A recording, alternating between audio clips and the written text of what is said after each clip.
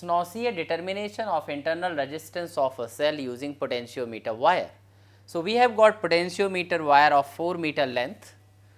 Here A to B, this is 1, 2, 3 and 4. Two ends of the potentiometers are connected to a driver cell switch K1 and rheostat RH here. So rheostat is used to actually control the current flowing through the wire AB. Now the cell E1 is connected over here, whose internal resistance small r has to be determined.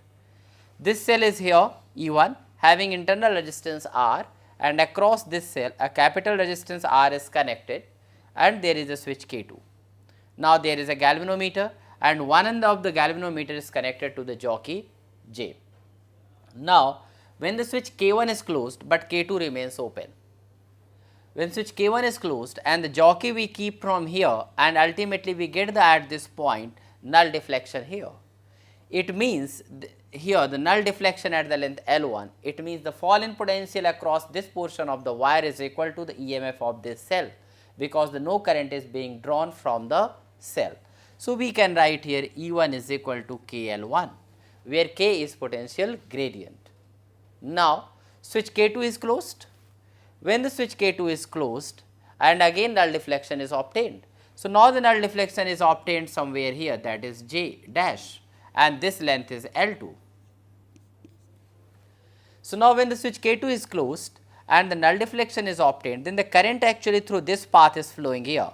So this across this resistance capital R, whatever is the potential difference, that is equal to the potential difference across AJ dash. So here we can write V is equal to KL2. It is not EMF because the current is flowing in this circuit. Now we know the relation R is equal to E minus V upon V into R.